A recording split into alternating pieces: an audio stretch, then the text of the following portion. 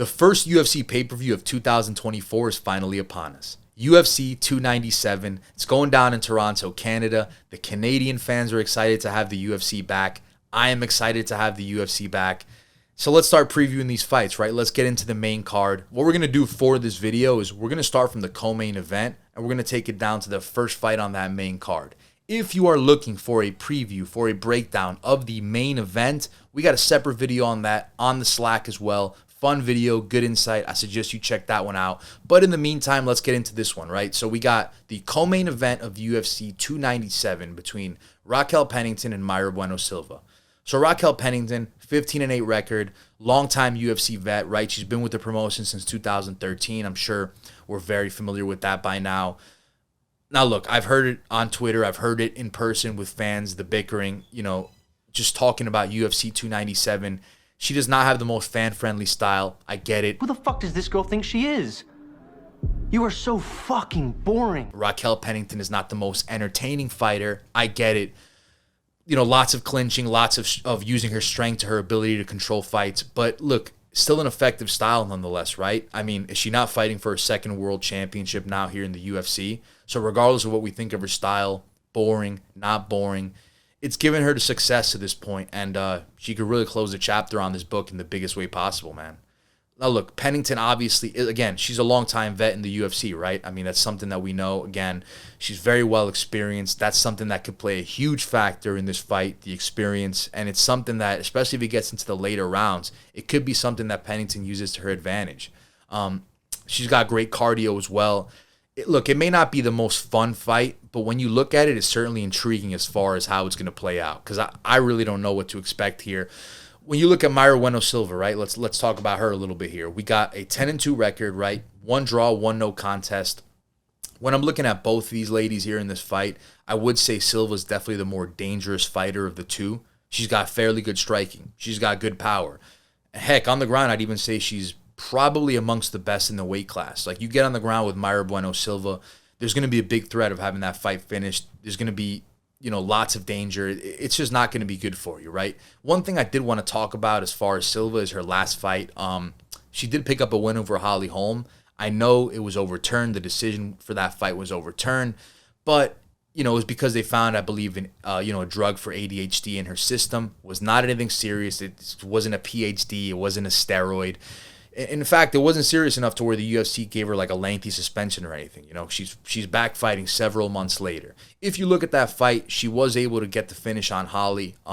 You could say that she wasn't doing that well, leading up to the finish. Nonetheless, though, she was able to finish a savvy veteran like Holly Holm, and she's taking on another savvy veteran now in Raquel Pennington, right?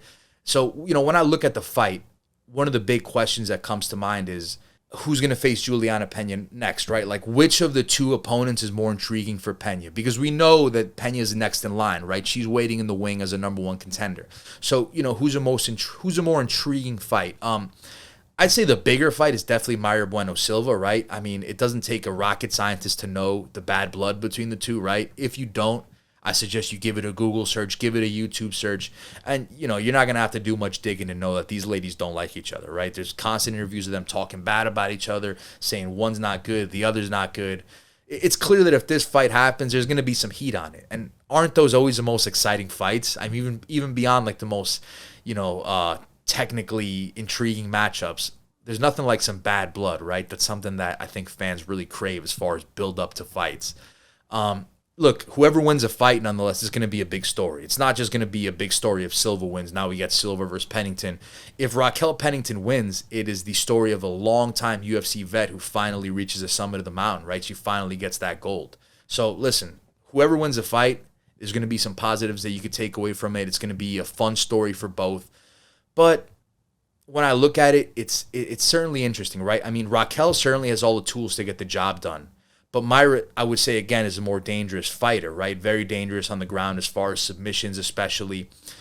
Although Silva won that Holly Holm fight, again, she was losing up to the finish. And I think a lot of that had to do with Holm's experience in the fight. And I think Pennington's experience could do a lot of the same in this fight and could really play a factor here. But again, a very interesting fight nonetheless. Maybe not the most exciting fight, but to me it is a very intriguing one nonetheless. Let's head into this next fight, guys. So we got Neil Magny versus Mike Malott. Now this is a fun fight. Mike Malott, 10-1 fighter, or 10-1-1 rather. Very impressive performance in his last fight against Anthony Fugit. Now what we know of Malott is this, right? We know he's a very good grappler. Just in my mind, I haven't seen him use it as much as maybe even he would like to, from what I think. Very versatile on the ground, but again, just I don't think he's fully shown what he could do. I think it's going to take out one of those. It's going to take one of those dog fights, one of those wars in every aspect of the fight to really break out his full arsenal, really show what he's able to do. But again, I mean, the guy's only been in the UFC for 4 fights, and we're talking about experience. Again, he's got far less than Neil Magny. Neil Magny's been in the UFC for well over 30 fights. So the guy is about as experienced as you can get, right? But back to Malott, a very well-rounded fighter, does just about everything well. And now he's facing a guy that seems to be the gatekeeper in that division, right? Like it seems like any up-and-coming fighter, if you want to prove that you're amongst the best of the best, you got to get through the roadblock that is Neil Magny, right? Speaking of Neil Magny, very similar to Raquel Pennington. Neil's been in the UFC since 2013. He's also faced some of the best competition. He's obviously far more experienced than Mike Malott, especially in the UFC. You know, you got over 30 UFC fights, for crying out loud. I mean, if that's experience, man. If that ain't experience, then I don't know what is. You know, I mean, the guy just about knows every scenario of what can happen in a UFC octagon.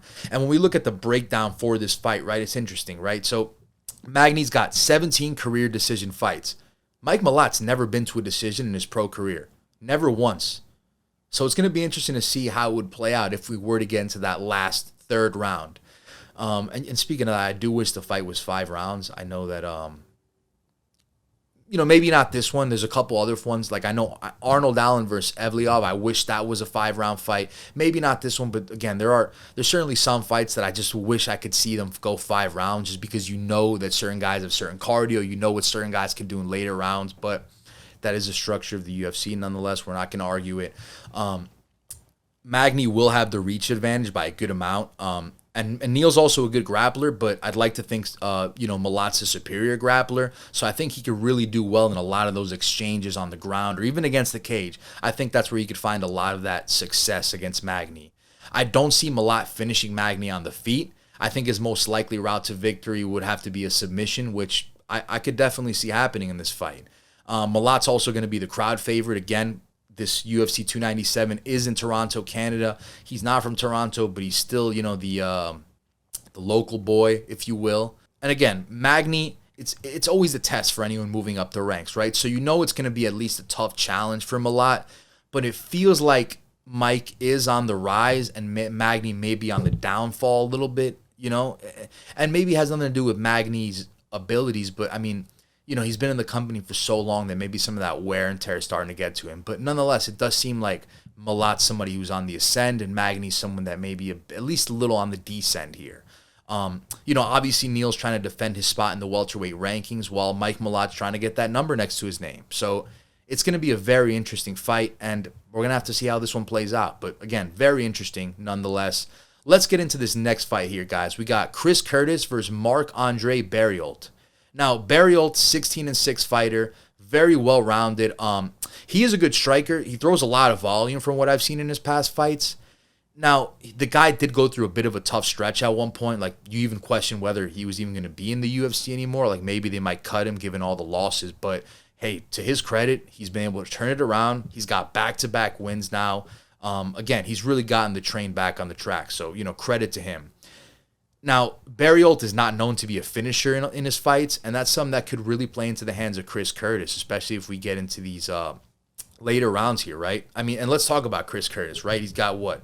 He's got a 30-10 record. He's got good power with the striking. We know that. He's definitely got the ability to finish fights. I mean, as we saw the Buckley fight, we saw other fights where he's able to get these guys out of there, right? One thing I do love about Chris Curtis's game is his ability to work to the body. Always works to the body beautifully in his opponents. Really, really spreads those shots out evenly. Looks to get all parts of the body when he's working on his opponent. So it's something that's been very effective for him. Again, when he rips to the body, there's few people in that division better at working to the body than Chris Curtis. So it's always fun to see. It's always effective. We know Chris Curtis is getting good work in constantly in the gym, right? I mean, he's always training with the man in the main event, Sean Strickland, the world champ. I mean, they're just about best friends, right? And we know that at that gym, he's getting the best of the best as far as preparation. So we know Chris Curtis is going to be ready for the fight, right? As far as how it plays out, I expect a fun striking matchup here. That's what I think is going to happen. We know Barriault is going to be moving forward in this fight, as he often does. We know that Chris Curtis is going to be looking for those opportunities to counter, as he often does. If Chris Curtis cannot effectively land those counter shots, I think Barriault can tally up those shots and maybe get it done by decision. You know, I think he, over the course of 3 rounds, he'll do enough in the judge's eyes to get that decision if Chris Curtis can't effectively land those big shots, those big counters we know he likes to do. But look, we've seen Chris Curtis hurt so many people before, so we definitely know that's a possibility for it to happen to Barriault. And look, similar to Mike Malott, Barriault, again, he is Canadian as well, right? Yeah, so he's going to be a local boy as well in that crowd. Expect to have them behind him. Look, when Barriault was struggling in the UFC, I'm sure he wasn't thinking about cracking into the rankings, right? Like, I'm sure his number one thing was, let me just keep my job. He's in a position now where he's looking to break into the rankings at middleweight. And if he can get a win here, it's going to be huge for him, and it's going to be huge for his journey up the way to the climbing up that ladder. It's going to be big for that. Now, Chris Curtis, he's looking to bounce back. He had 2 uneventful fights. His last 2, they didn't go the way he wanted. I'm sure he's going to look to get his mojo back, get back into the win column. Very close fight nonetheless. Like, I'm struggling to pick a winner. One thing that I will say is this will be a very tough fight for both guys. They will both struggle. They will both face adversity, and I can't wait to see what happens, man. Let's get into this next one, guys. Here we got Arnold Allen versus Movsar Evloev.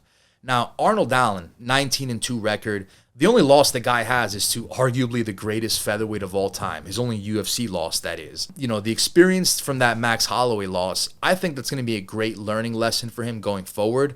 You know, Arnold's not a crazy high-volume guy. He's never been finished, but he has the ability to hurt his opponents and really pounce on them. Like, we've seen that numerous times in fights, right? As for Movsar, I mean, 17-0, undefeated fighter. Great wrestling, as Russians do, right?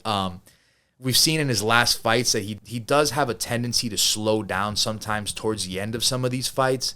So, you know, there is some concern there. What I would also say there is some concern in regarding Evloev. If you watched that last fight against Diego Lopez, right, it felt like he was certainly in some positions of danger in that fight. Like, it felt like things weren't going his way. I'm interested to see how he bounces back in this fight, right? How I think this fight plays out, it's tough, man. Like, it really is, right? Evloev, he's 7-0 in the UFC, but Arnold Allen started off 10-0 in the UFC himself, right? So he's not a stranger to these hot starts. You know what I mean? He's not a stranger to being undefeated in the promotion.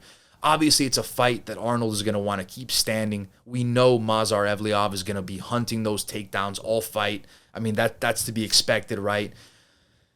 You know, Evloev, once he gets you down, that's typically how he controls these fights, typically how he rides it out with the wrestling. Like, he's not finishing guys, you know what I mean? I think in his 7 UFC fights, I don't think he has one finish. So again, he's going to look to use the wrestling to control you in the fight, take you down, ride out a decision. That's pretty much to be expected here. Arnold Allen has good takedown defense, though, but if I had to guess, I'd say that this fight will hit the ground at least one time. Like, I don't think Allen's going to be able to successfully defend the takedowns time after time. I think Evloev's going to eventually get in there and land one at the very least. But again, I don't see a world where Evloev's even threatening to finish Allen, even if the fight does get to the ground. As long as that fight stays standing, Allen's going to have the potential to land some big shots. And he's really going to have the potential to do some damage if it stays standing, honestly. He's going to, and more than anything, he may be able to if Arnold Allen can keep this fight standing, there's a very good chance that, being that he is the better striker, he will tally up the shots, get to a decision, and win a decision. But against a guy like Evloev, who's looking to really hunt those takedowns throughout the course of the 15 minutes, it's going to be hard to not be on your back at least once in this fight, right? And once you're on your back, I mean, you know, what's going to happen, right? If Allen can take it into the later rounds where Evloev has slowed down before, I think his chances increase dramatically. Allen is a slight underdog in this one, so we're gonna have to see how it plays out. As far as what it means for for both guys here, it would be a huge leap into excuse me, it would be a huge leap into title contention for Movsar Evloev if he could beat Arnold Allen, right? I believe Arnold Allen is ranked number 3 in the division right now. So if Movsar can take him out, I mean, he's going to be right in there, right? He's going to be right in the mix for title contenders. And as for Arnold Allen, he's looking to get his, he's looking to get his groove back. He's looking to bounce back after one of his first losses in really a long time, right? So when I look at this fight, I could see a scenario where Evloev wins the decision, where he controls him with the wrestling. But I could also see a scenario where Allen gets a finish here in the in the stand-up. So very fun fight.